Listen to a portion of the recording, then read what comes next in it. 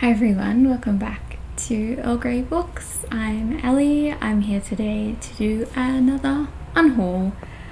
This is my first unhaul for 2023. I was doing them pretty consistently last year and I plan to continue that. I honestly was just kind of thinking that I'd wait and do a really big one in April, and then I was like, no, I want to get rid of these books before then. So sharing these ones now and I'll get rid of them, and then in April I'm still kind of planning to do a good look through my shelves again and get rid of more things. So talked about many times that I'm just running out of room and I continuously get rid of things and still just, obviously keep buying things and keep just cycling through the things that I have. And I do, of course, have the two big romance events coming up this year that I've talked about so many times, Rare and Babe. Rare is in April, hence why I want to do a big unhaul before then, so that I have room to put all of those new books. I'm sorry if you can hear a weird squeaky noise in the background. I don't know what that is, and I don't really want to stand up and check because I think it's my real weird neighbors doing something. Anyway, books. About a week ago, I went through my poetry shelves. I don't really read poetry these days, but I do have quite a few that I just am still hesitant to get rid of. But I did also decide to get rid of a whole bunch here. So let's start with these ones. First up, I have Love and Misadventure and Love Looks Pretty on You. These are both by Lang Leave. I enjoyed both of these when I read them, but don't imagine ever picking them up again. There are collections that I have that I feel like have stuck with me and that I will, even when I'm not really reading poetry, will eventually one day come back to them. These I just don't think I will. Which is kind of the same with most of these. This is 7,300 Days by Isabella Mente. Again, loved this when I read it, but this is very, that has a picture of a naked woman on it. Probably can't show that. It's that kind of, I guess like Instagram poetry, which was a thing that I was kind of into it at one point, but again, just don't see myself ever coming back to this one. I have Night Sky with Exit Wounds by Ocean Vuong, which again was beautiful, just don't see myself coming back to it. Okay, I have Woman Much Missed by Thomas Hardy, which was one of those little 80p little black classics that Penguin did. 2015. Jeez, that is a long time ago. Yeah, this is a book about his wife passing, and enjoyed it at the time, but don't need that. Okay. Also have The Princess Saves Herself in this one by Amanda Lovelace, which again I absolutely loved when I read it. Amanda Lovelace, this deals a lot with her grief for her mum who passed, and at the time that I was reading that, which talks so many times about my own experiences with grief, and at the time I read this, that was incredible and it really hit me hard. But also, I don't know, I've read quite a few Amanda Lovelace things since, and I've just not been that impressed by any of the others. And I also just then I have Birthday Letters by Ted Hughes. So big fan of Sylvia Plath. I had to study this one in 2015 and I was surprised that I actually enjoyed it, because I kind of had made up my mind that I didn't like Ted Hughes, and I don't like him as a person.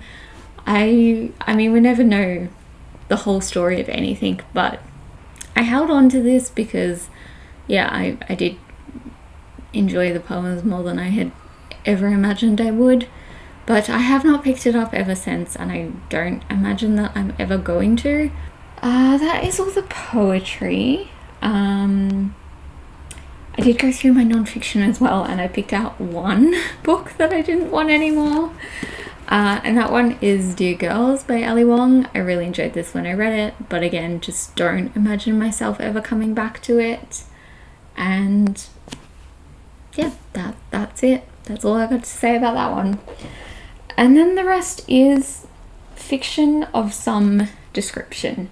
So, okay, let's start with this one because I have good things to say about this one. This is My Lady Quicksilver by Becca McMaster. I am unhauling this one because I bought the entire series from her, and this one is a second-hand copy. It's honestly not in like super bad condition, but I feel like I do not need 2 copies of it, especially since one is signed. And I'm super excited to actually read this one in my copy, hopefully this month. We'll see. This one's kind of left of field to anything, but I have The Little Friend by Donna Tartt. I bought this one secondhand literally last year, towards the end of last year. And then as I was looking at it on my shelf, I was like, this is a book about like a serial killer, I think, or at least a murderer, and honestly, that's not really my vibe. I was reading the back and I was like, this sounds like the kind of book that would terrify me and I would probably never sleep again. So with that being said, I'm just gonna get rid of it. Okay, Thread Needle by Carrie Thomas. Read this one as part of a try a chapter tie that I did last year, and I had kept it because I was like, oh, it was interesting enough. I think I'll continue it, but I have not thought about it since. Again, apologies for the neighbours if you can hear them. But yeah, I didn't think about it at all, and when I was clearing out my shelves, I was like, don't need that. If I wanted to finish it, I would have done that by now. So it's going. I have The Beautiful Ones by Sylvia Moreno Garcia. This was part of my self-destruct books. I tried to read this at the end of Feb, and I think I made it about 20 pages in before I was like, nope, this isn't for me. I really enjoyed Mexican Gothic. I just don't think the writing style in this one works for me. It felt a bit pretentious to me. I've heard this one is a little kind of Pride and Prejudice-y. That was hard to say. And I don't know. I just wasn't sure that I was feeling that. Actually, I know that I wasn't feeling that, and I just didn't want to put myself through it if I wasn't going to enjoy the writing. And then this last section is series / multiple books from the same author. So the first 2 I have are from KJ Charles. This is Unfit to Print, and this is Spectred Isle. So these are male romances. I was really interested in these at the time. I really enjoyed the Will Darling Adventures series by KJ Charles. I just don't think I'm ever going to pick these up. They're super short, and I feel like if I'd wanted to read them, I would have made time for them by now because I've owned them for like 2 years. Let's do it. Jade City, Jade War, Fonda Lee. Gonna get rid of them. I've tried to read Jade City twice. One time I think I made it about 90 pages in, and the other time I was buddy reading it with Meredith, and I think I made it like 150, 200 pages in, and I was bored out of my brain. And I was always kind of like, oh, I'll still come back to it, but I'm not going to come back to it. I'm just not. It's just not going to happen. Again, this is a big series. It's very popular. If I want to read it in the future, I'm sure I can find it through a library or as an ebook or something like that. And also it is kind of annoying that, like, I bought them like this, but it's still kind of annoying that they're a different size. And they're big, they're chunky, they take up a lot of room on my shelves. And I'm just not going to come back to them. It's as simple as that. Okay. And then finally, staying with the kind of controversial ones to get rid of. Can you guess what this is going to be? Crescent City by Sarah J Maas. Books 1 and 2. So I read book 1. I loved it. I thought it was really fun. And super excited for book 2. And then when it came out, I read the first chapter. And then I didn't pick it up. And then it sat on my shelves for about a year. Almost exactly for a year, because I think I bought this in Feb. It was part of my Feb haul revisit. And then when it came to that, I was like, isn't it funny? I don't give a shit about Sarah J Maas.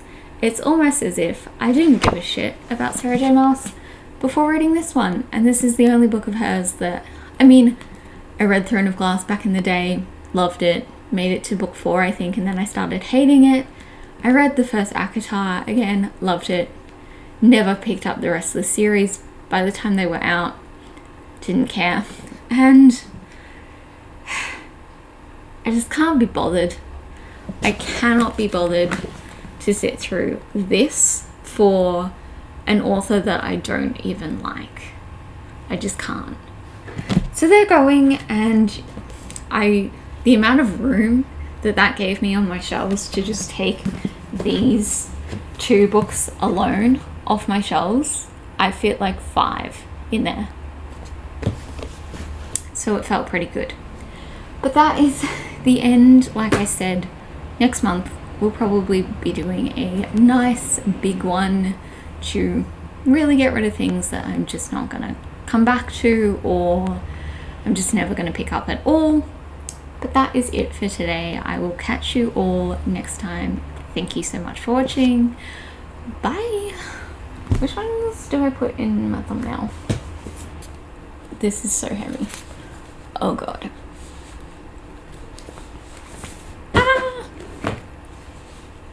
No.